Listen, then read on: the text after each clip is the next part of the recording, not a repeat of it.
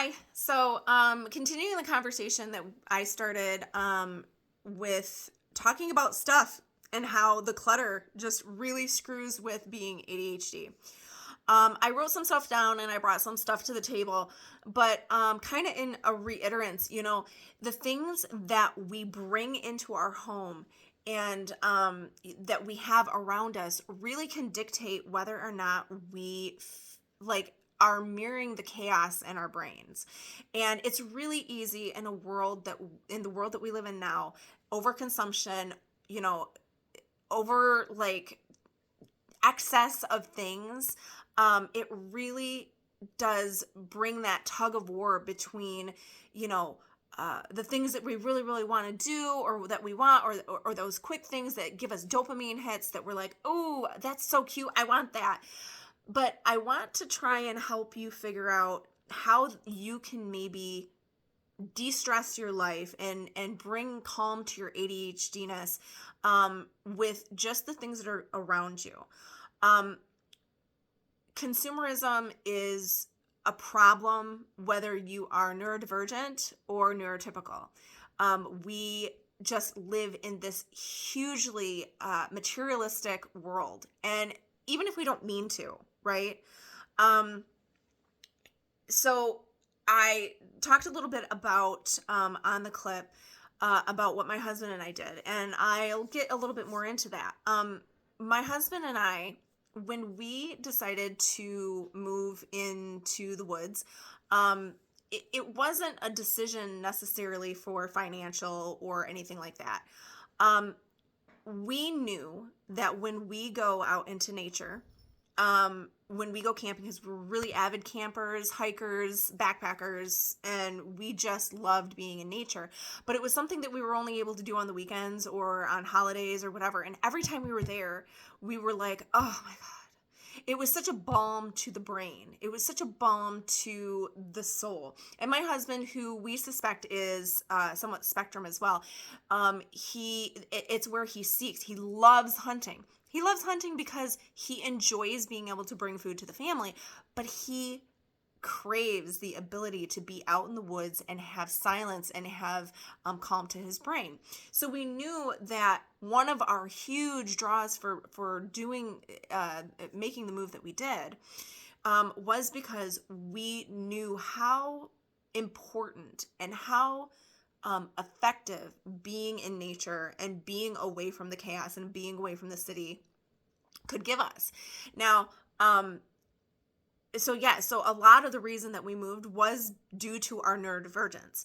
But in that moving, we discovered something that we didn't really expect. And my husband isn't a very materialistic a person. He's not really big on overconsumption. So it wasn't as much of a thing for him as it was for me. But we used to live in a 2,800 square foot home in the suburbs. We had I say we, it was really pretty much me. I had this home, I used to call it my practical magic home, and it was this big, huge, white, beautiful home. It had a dining room, it had a kitchen, it had a basement, it had all of the things. We had this enormous bedroom, and I spent 10 years just filling it with every single thing that I could possibly want, and all my whimsies, and all of the things. And, now, granted, I've never been a labels person. I've never been the kind of person that just buys super expensive things.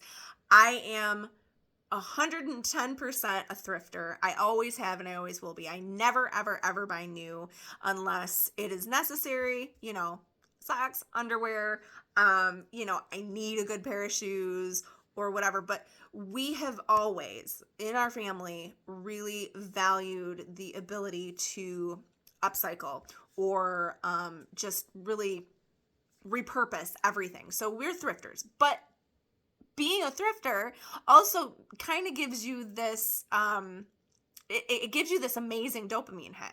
And as you're finding all of these treasures and they're like fractions of what they would normally cost in a store, you can go overboard and start consuming more. And that is what my house was. My house was, and I know it sounds like I'm bragging, but my house was fabulous. It had all of the things for Christmas and all the different holidays, and I had chinas, and I had all of the little knickknacks and the things. Just I had this stuff everywhere, and things would be switched out for holidays, and when people would come over, I would have a certain set of dishes that I would use for them, and there was just so much stuff. And my clothes. When I was younger, I was much thinner and much more svelte. I went through a period of time with my ex-husband where I was not very happy, and so I used my addiction and my emotional support was food. So I blew up to 300 pounds, and then I lost my weight, went down to 150, and at that point I was like, I'm gonna wear all the clothes, I'm gonna find all the clothes. So I had this huge closet full of clothes, all these different eclectic styles and all these different fun things. But I digress. Consumerism is a really hard thing to deal with when you're ADHD, because if you are anything like me, buying something gives you a hit of dopamine. And if you're feeling shitty and you find something, it gives you that hit of dopamine. But also, we're always trying to kind of keep up with the Joneses. And even though we don't necessarily mean to, we wind up doing it. And so we collect all this stuff. And what this does is it creates more chaos in our minds, because we have to, think back to when you had your children. If you have had children, or if you've had the ability to watch, your nieces or nephews or what have you. And the stuff, the toys, the chaos, the clutter, the mess, right? When you have kids, you cannot escape it, because you have to have all of the things for, changing their diapers and other toys and their stimulation, and then their just all the shit, right? So you can really think about this in terms of all the stuff that you need to have kids, but also how hard it is to keep up on those messes. And these people are always like talking about it's just kids and it's a mess, and just leave it, and don't judge yourself for not cleaning up, or don't be so hard on yourself, it's just kids. But the problem is when you're ADHD, you are hard on yourself, because you think that you're supposed to be perfect. Sorry, Millie's over there. She has free reign of all of the rafters in our house. The cats do, so it's kind of funny. But so what was I at? Oh, my brain. Look a squirrel, look a cat.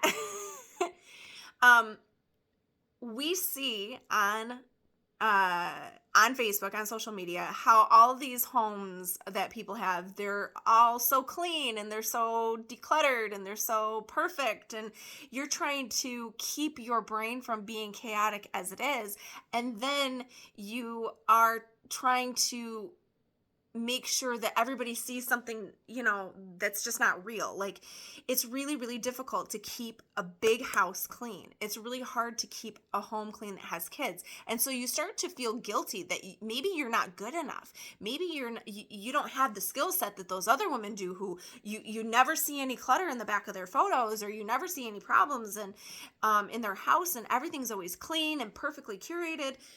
And that begins to weigh on you. And it triggers your RSD, it triggers the chaos in your mind, the emotional dysfunction, and just because we consume so much stuff.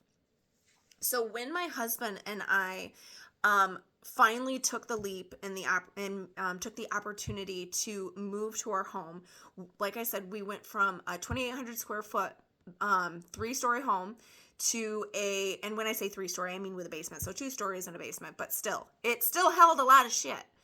To a 900 square foot Lincoln log, no joke, log cabin, is 84 years old, off grid, so we don't have electricity. We have no closets. We have a crawl space that's 2 foot high. It's literally a crawl on your belly or your back space. And we had to really get very, very real about what we could keep and what we could not. And that was a real shocker for me. It wasn't so hard for Matt because he has a pole barn, and he has a workshop. So the majority of the things that he consumed were his tools, were the things that we needed to be able to do this homestead, to do this whole thing. So for him, it was not that hard. He had an excess of coats. He really likes coats, but we live in Michigan, so I mean that's pretty much every Michigander is having an excess selection of coats because we had so many different seasons besides just the 4. But for me, I had to look around these enormous rooms with all of this stuff and cherry pick. And it was hard. I had to do it in really 2 stages because what we wound up doing is we had to renovate the house and make it livable, make sure that it was all cleaned up and everything was shored up so it was, so we could survive the winter. So we had the opportunity to live at my husband's family's farm. They have a big, huge centennial farm. His mom was living up there at the time. It had some open rooms, so it was perfect that, Brandon and Matt and I could just move in and work on things here at the house or at the cabin while we had a stable place to live. And that was a godsend. Really, really a godsend. But I had to have an estate sale. And that was brutal. It was brutal because I would say 98% of the things that we sold were my things or the things that I acquired to create this home with. And you don't realize how much shit you've got until you have to pull it out of every single nook and cranny of your life. 10 years. I can't imagine what it's like if you've lived in a home for 20 years or, once you're getting up into, you've lived somewhere for 30 or 50 years, It was not good. And I remember when my mom passed and my dad downsized, and they had downsized from a huge estate many, many years ago to a 2-story condo. And even when my mom had passed and I was helping my dad declutter and pull stuff out for the estate sale to get rid of for him to minimize, we were still shocked at how much stuff that they had still acquired together. And so I kind of kept that in mind about all of the work that I had to do in order to clear that stuff out after my mom's passing. And I used that as my motivation for saying, okay, I don't want to leave too much of a clusterfuck for Brandon and the boys when we're gone. Or if we have to go into, a retirement home or something, like we didn't want to leave too much chaos for the kids as well. So we went through and I needed to look some things up on how to be able to do what I was about to do. And it was pretty simple, but it's still really hard. I would pick up an item and I would look at it and I would check off in my brain, is this something that I absolutely need? Is this something that I really, really, really want to keep? Is this something I'm still on the fence of and I need to revisit? And also, does this or will this fit our lifestyle? Because the lifestyle that we were moving into was living in the suburbs, very close to the city, having electricity, obviously, but also we had already started to detoxify our lives. And so we also needed to look at things in a way as, would this be conducive to the new toxin-free life that we wanted to live? And so there was a lot of plastics we got rid of. There were a lot, and of course there was a lot of decorations and knickknacks and oh my God, it was pretty crazy. Then I had to go through my closet. Now the closet was really, wasn't near as bad because thankfully there was an enormous closet at the farm. And so most of our clothes are still there. Most of my clothes and our dress clothes are still in the closet at the farm. Thankfully they are not asking us to kick that out just yet.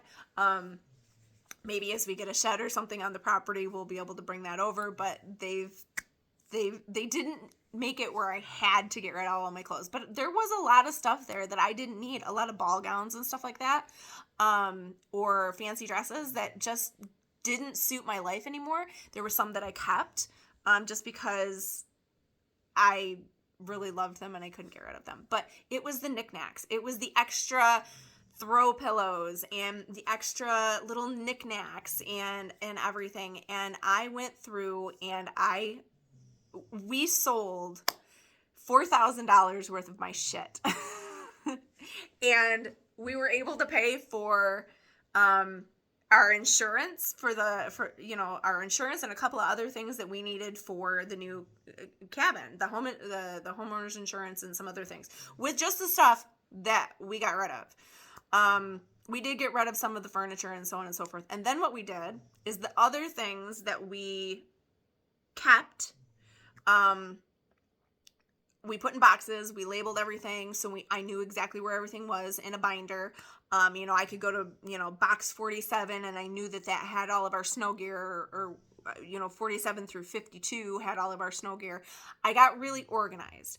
And doing that and having that process of packing things up that I knew I wanted to keep, or I still was a little bit on the fence of, and that was only really necessary for our life, that organization of that notebook and getting really organized started my brain really feeling less chaotic.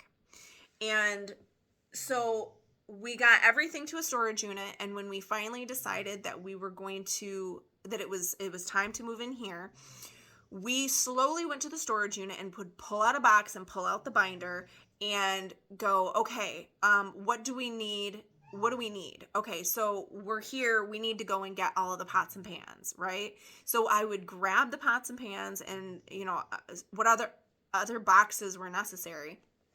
And we have a front porch.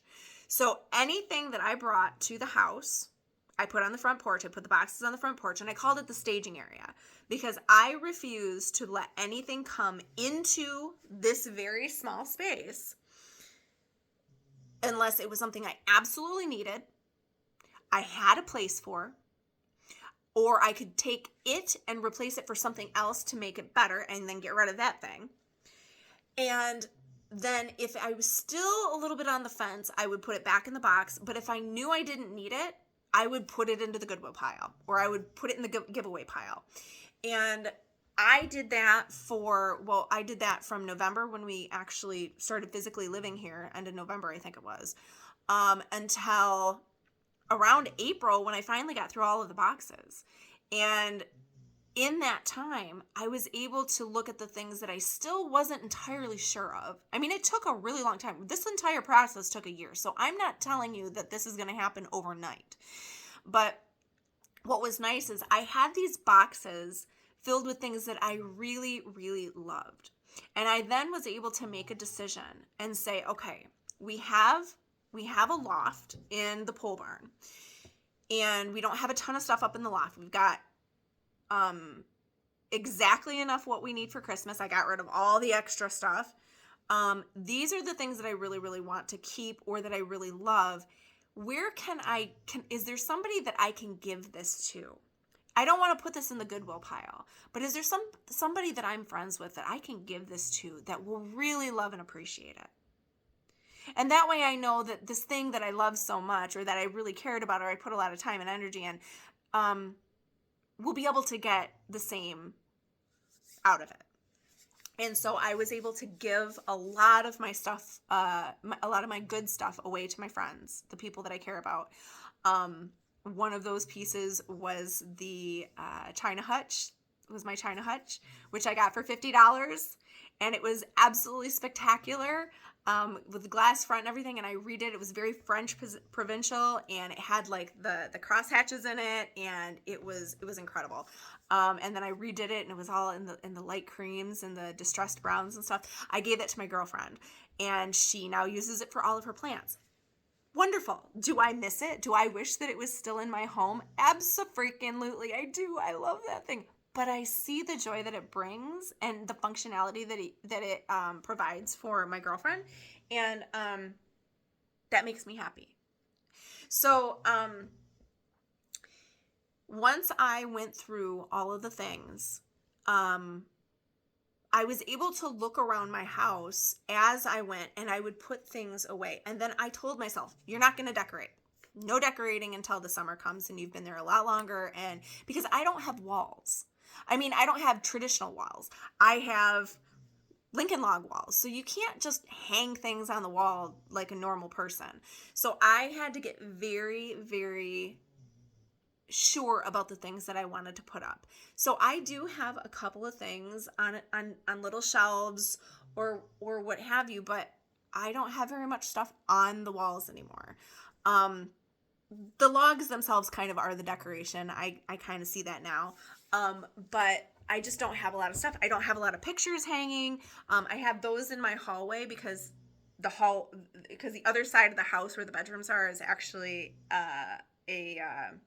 it was an addition, so it has normal walls over there once you walk into it. So I do have the pictures of our most important family members on the wall there. Just, so we have a picture up of those people. But I don't have picture frames and sayings and all of this, home is where the heart is or lunch. I don't have any of that shit anymore.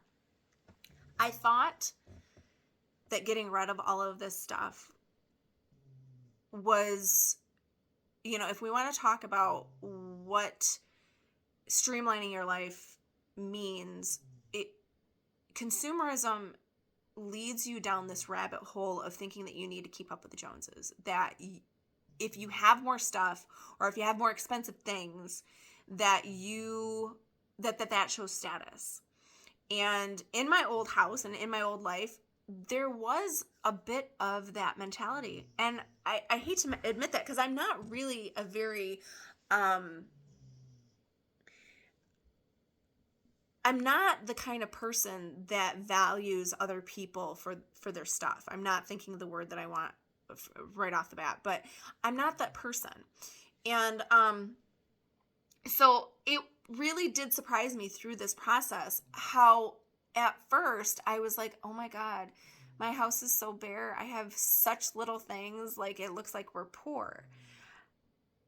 And I really had to snap myself out of this, because what does looking like you're poor really mean? I mean, I have been to other people's homes and I know damn well that they don't have 2 pennies to rub together, but they've got a huge plasma screen TV. They've got the latest cell phone. Because there's this thought that you need to be able to have all of this stuff in order to look successful or to have, to feel as if you have anything. And that's just not true. And it's not what I taught my sons. I have 2 older stepsons that are about 10 and 11 years older than Brandon. And even with them, we never ever went to go buy new unless it was necessary. And we always told them,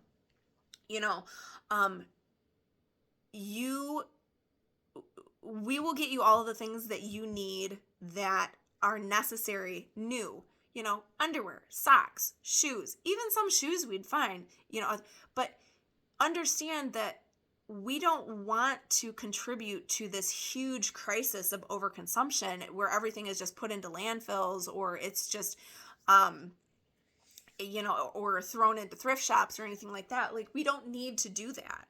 We can go and we can have fun on a treasure hunt and find clothes that you like, that's still in style, that are a fraction of the cost. So we're not dying having to buy, because you know what it's like when you have kids.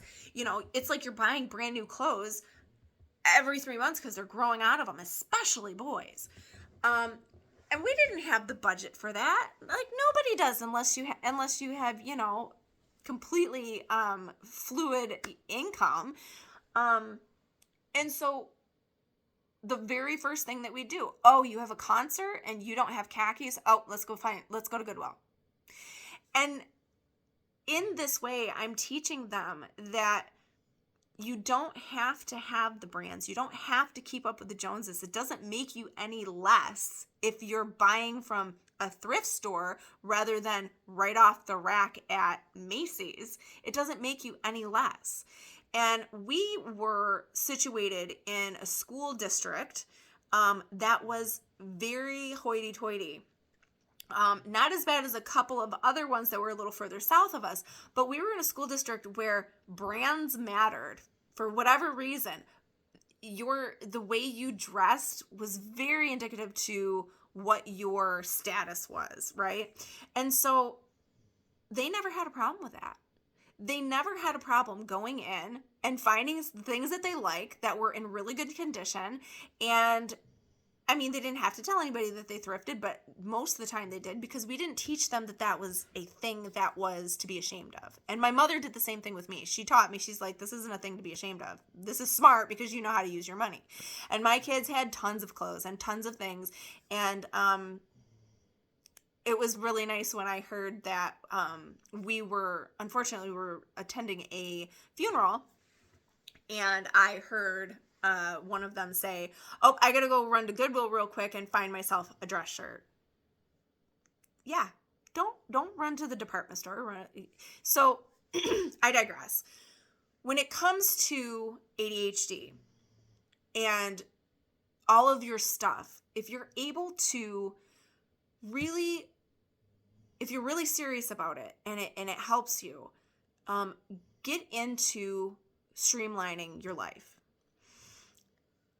I have the ability now to, if somebody says, hey, I'm on my way, my house can be spotless clean within an hour. And my house gets messy very quickly because it is a small house, but everything has its place.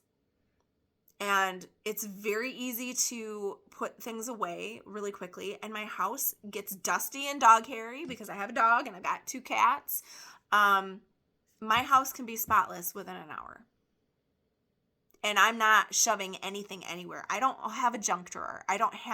Things have a place. And my brain is so relieved because of it. So,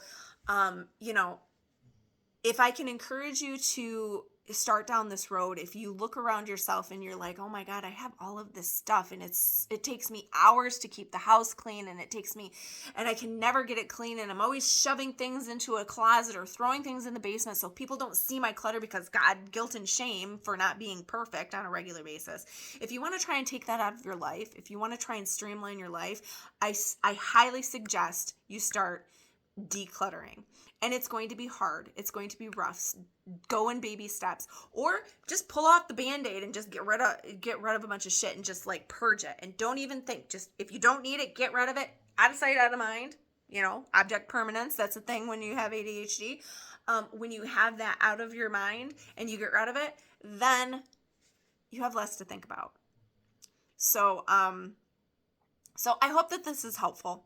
I will continue to talk on this because I very much notice an enormous difference in the ability of me being able to control the chaos in my mind, because I have control of my home and what's in it. Now, my son's room, I just shut the door. He's been very streamlined as well, and it's been a little bit rough for him. Because, he had all the toys and stuff, but now he's getting into being a preteen, and he's more focused on things like his books and his Legos and stuff and his clothes. So, but I mean, there's a different kind of chaos there when you're a kid trying to keep up your room, right? Because it's just no fun to do anything. But he has said himself, it's so much easier to keep up on my room, and if you tell me I need to clean my room, it doesn't take very long. So I hope that this is helpful, and I hope this encourages you to go down this path. There's lots of different things that you can do. If you need help, there's something called the Core 4 method that you can look up online. The 12-12-12 method, or give everything a home, and if there is no home for it, it does not belong. So anyways, I hope that you are on the road to being able to declutter and find a little bit less chaos within your life, but also find the joy in the things that you do have and that do help and elevate your living and your space. So that's all I have to say. We'll talk again soon, all right? Take care.